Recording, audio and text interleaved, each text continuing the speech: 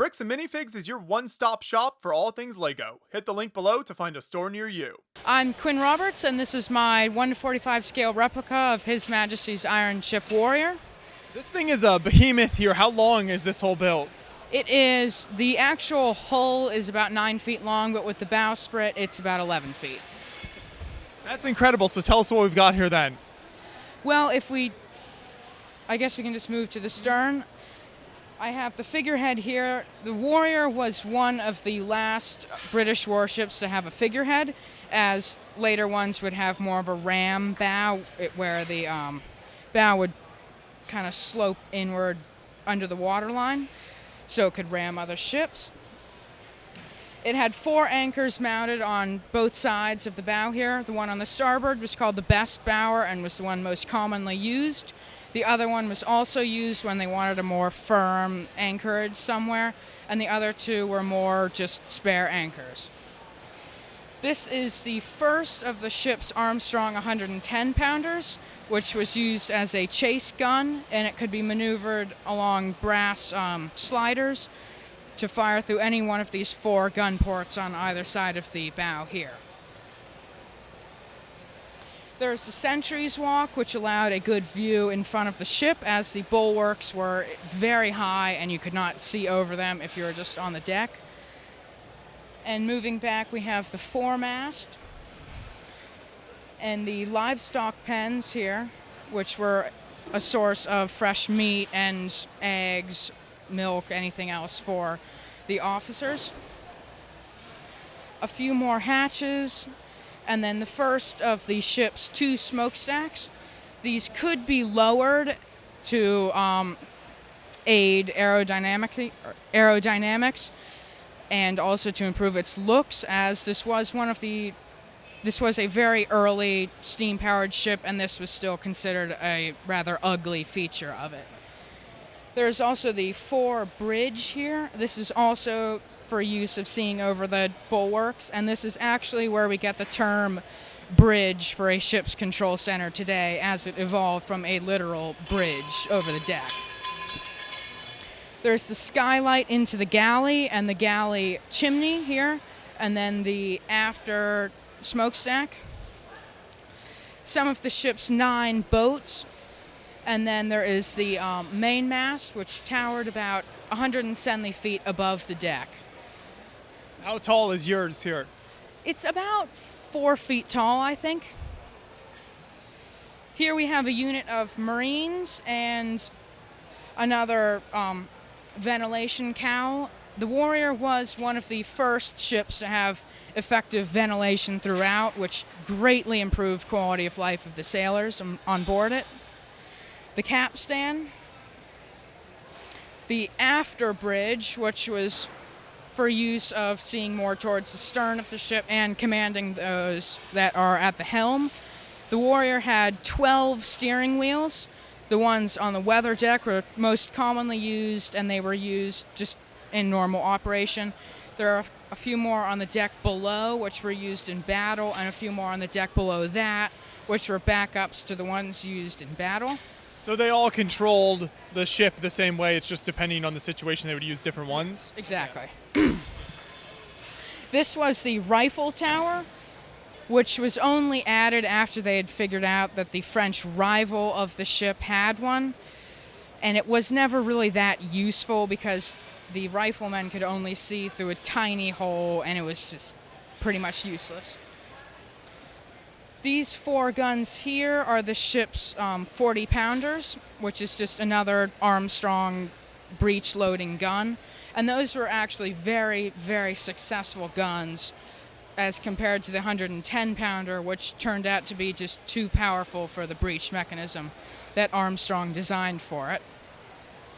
That's the aft 110-pounder. That could be maneuvered to fire through 5 gun ports, which are there, and there. And also the ship's stern galleries. These were only carved wooden decoration, though, because that having glass windows would be a weak point in the ship and not very good for strength. Fantastic work here. I love the level of detail you put into the top deck. then I guess we can look at the interior. Yeah, that would be fantastic. So it kind of comes apart in sections? Yes, I have to take the rigging off, and it divides up into 10 sections. I have it rigged in as a partial standing rig, which helps the stability of the masts as it would have done in real life, and also just improves the look of it. How many feet of Lego string would you say are in this build? It's 100 of these strings here, so I guess around 100 feet, probably. That's incredible. So, and this, I imagine, is also kind of how you transport it to a show like BrickFair's. You take it apart in these different sections? Yes.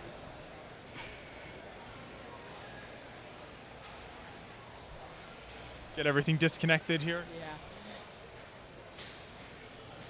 All right, and then these come off.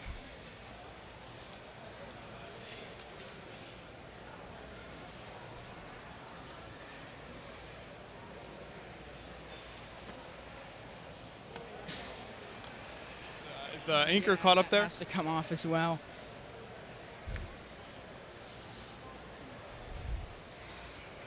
And in here we have some of the bits which were for handling the anchor. The gunner's stores were here, and then there are further stores here. And the bowsprit went all the way in here to this deck, where it was stepped to the planking of that deck.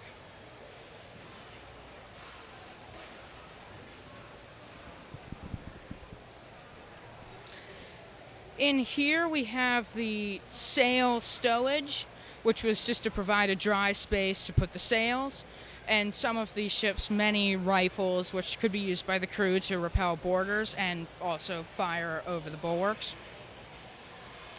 This is the ship's sick bay here, and this was one of the first sick bays on a ship that took a lot of the lessons learned from the Crimean War about health and medicine. And it was the first sick bay that was actually useful other than separating the sick crew members from the healthy ones. There are more of the ship's bits here, and if we take this off... How many different sections is the ship broken into?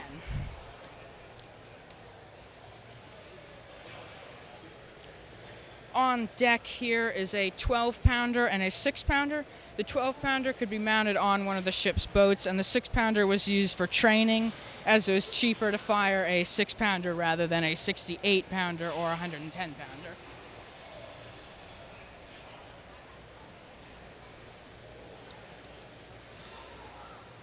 How strong are the masts? Can they stay up on their own pretty easily? The fore and main masts stay up on their own fairly easily, but the mizzen does need some support.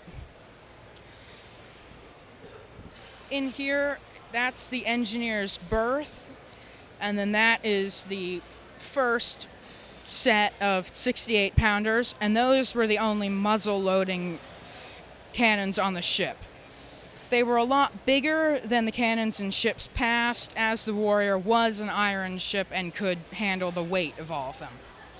That's the carpenter's store, and that is the bosun's store, and that is kind of more stores that have blocks, buckets, etc.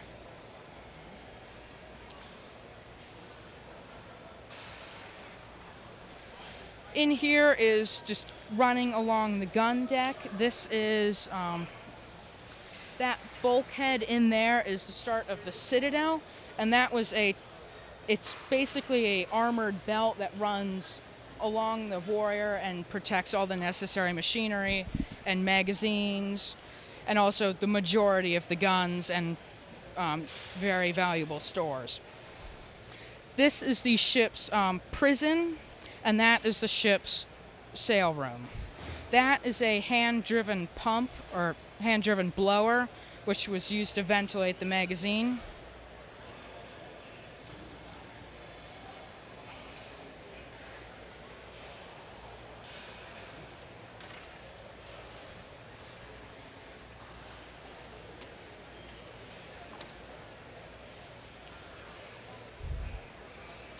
In here is the magazine, which had lead sheeting on the floor to reduce flammability.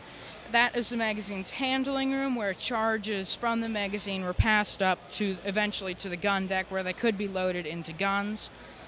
This is the chest room, where seamen's belongings were stored, and then more mess tables and 68-pounders.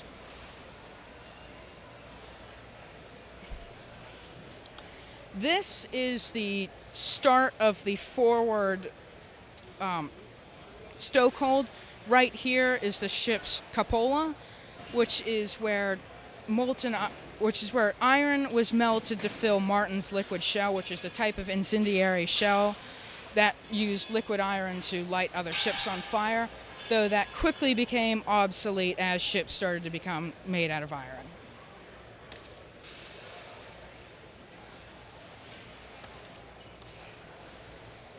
This provides a better view of the forward stokehold. There were 2 rails along the ceiling of it, along which a cart ran to provide coal to all of the boilers.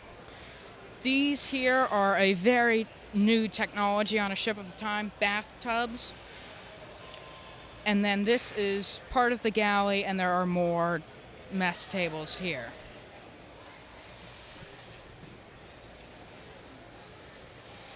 This is the ship's galley stove right here. And this is the aft stokehold. In there is access to the ship's coal bunkers, which took up all in this space, and in this space running until the engine room. They also provided protection to the boilers and engines.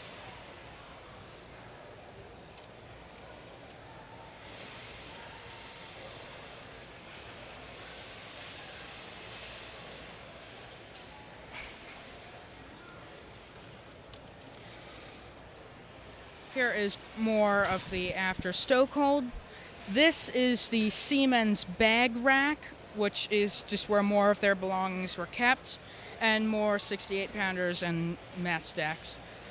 That is the bandstand, where the ship's band would play when the capstan was in use, which just kind of boosted morale and helped provide a rhythm to which the capstan was turned and ropes were heaved and such.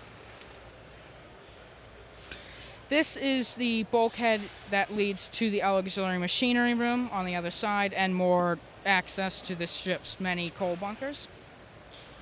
And that is the forward capstan, which was Brown's patent steam capstan, which is installed in the 1867 refit. And it's the only feature on this ship that is not from its actual launch date.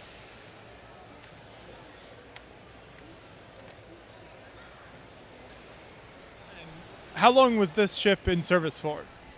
It was in service for a very, very long time. It was launched in 1860, and then it was the most powerful ship in the Navy at that time.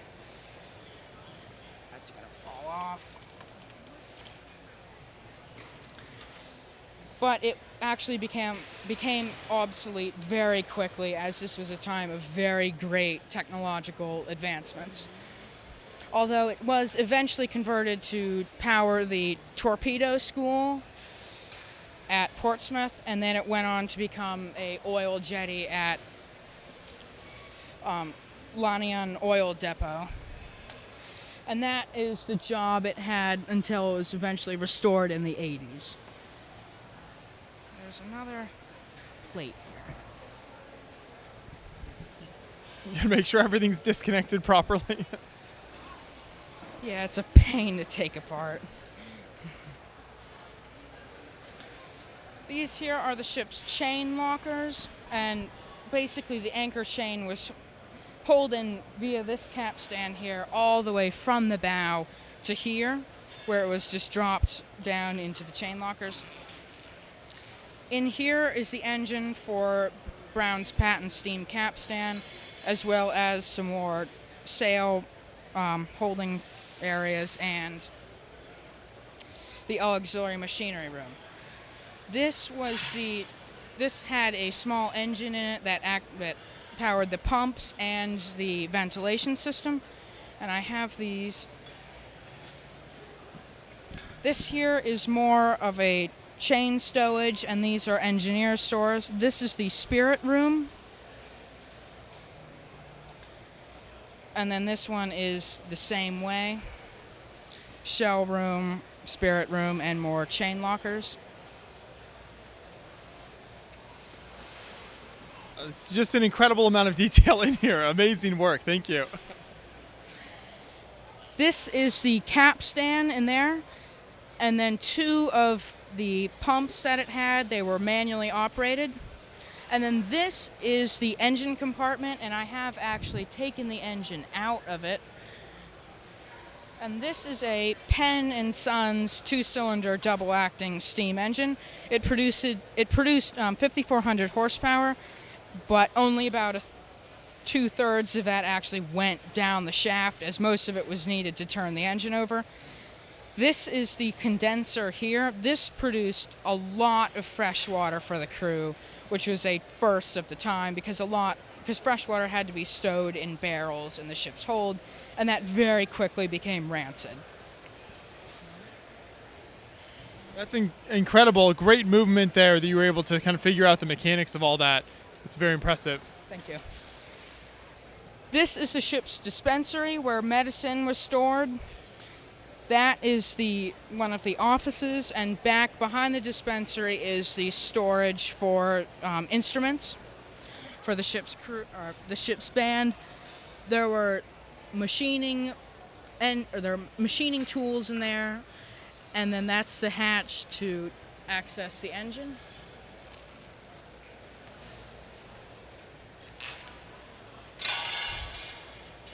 This is the secondary set of wheels, and that is the tertiary set of wheels. This is some of the ship's provisions, and then this is the start of the propeller shaft, which ran obviously all the way to the propeller.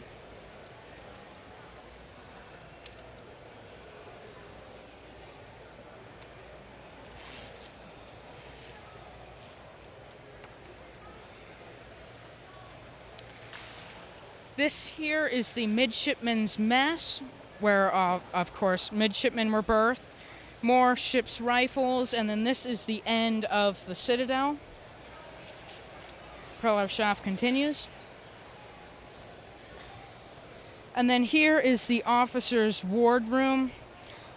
There are some of the officers' cabins here, and of course, dinner is being served. More ship's provisions, and the propeller shaft.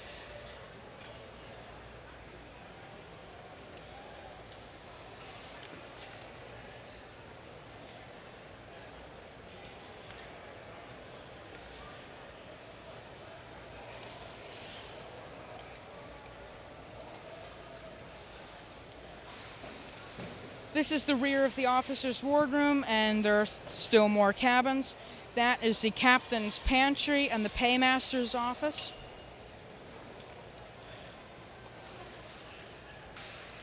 And then here at the very stern are the captain's cabin and his sleeping cabin.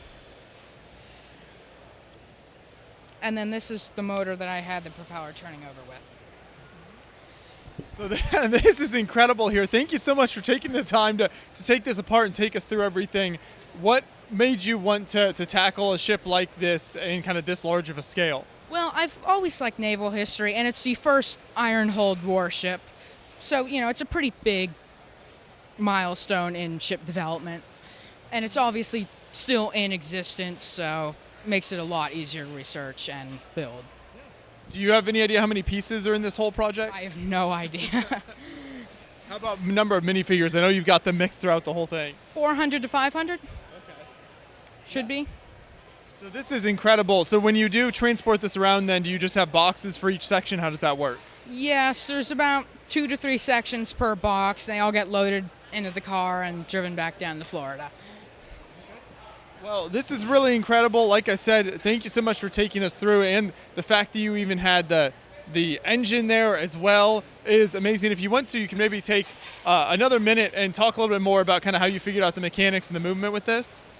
Well, it was sort of annoying because obviously a lot of the stuff I looked at doesn't show the movement of the engine, and it's also at a very bad angle.